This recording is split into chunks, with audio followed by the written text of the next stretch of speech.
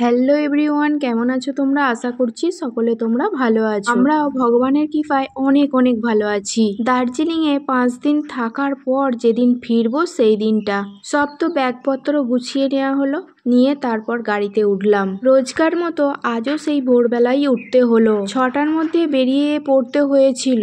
দার্জিলিংয়ে শেষবারের মতন টাটা বাই বাই করে আমরা চললাম আমাদের সেই ফেরার রাস্তায় শিলিগুড়িতে বাস ধরবো। বাস ওখানেই দাঁড়িয়ে আছে। তবে ফেরার দিনকে ওয়েদার একদমই ভালো ছিল না, একদম কুয়াশায় ঢাকা। আর গাড়িতে এক মেয়ে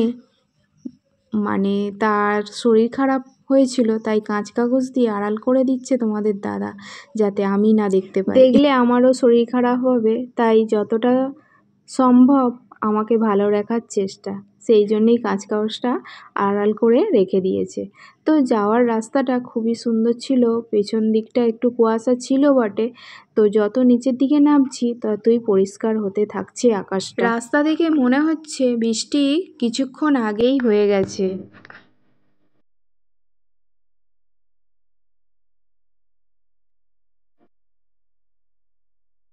বলতে না বলতেই কিছুটা যেতে না যেতেই অমনি বৃষ্টি। এই 3 ঘন্টার রাস্তায় অনেক কিছু দেখতে পাওয়া যায়, কোথাও মেঘে আচ্ছন্ন, কোথাও বৃষ্টি, আবার কোথাও রোদ্দুর।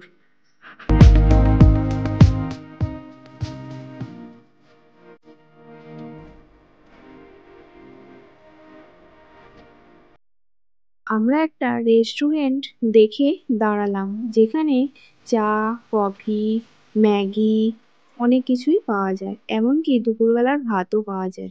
ভোরবেলা উঠেছি, ফ্রেশ হয়েই বেরিয়ে পড়েছি ব্যাগপত্র নিয়ে, কিন্তু চা বা জলখাবার কিছুই খাওয়া হয়নি। তাই এখানে সবাই যে যার মতন খাওয়া দাওয়া করে নিল।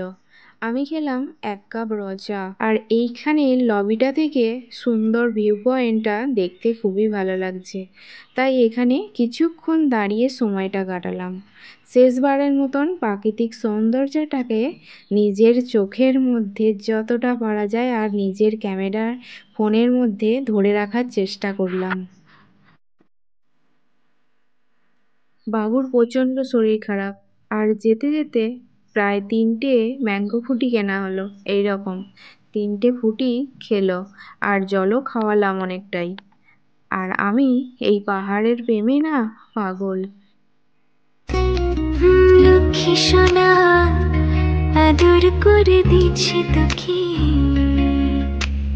লক্ষ চুন মায়া ভরা তোর মুখে, কলিজা তুই আমার, তুই যে নয়নের আলো, লাগে না তুই ছাড়া, লাগে না তুই যে ভালো।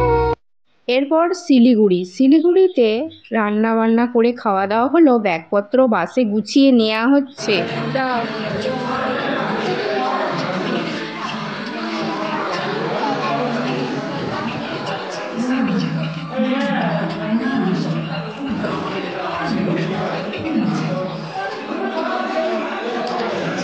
শিলিগুড়িতে আমরা খাওয়া দাওয়া করলাম, ওখানেই রান্না বান্না হয়েছিল। তো এখন বাসে উঠেছি, শরীর একদমই আর বইছে না, চলছে না শরীর, যে উচ্ছ্বাস নিয়ে বাসে উঠেছিলাম এখন ফিরছি ঠিক তার বিপরীতটা নিয়ে। আর ভিডিওটা আজকে এখানেই শেষ করছি, এখন বাড়ি এসেছি। সবাই ভালো থেকো, সুস্থ থেকো, টাটা।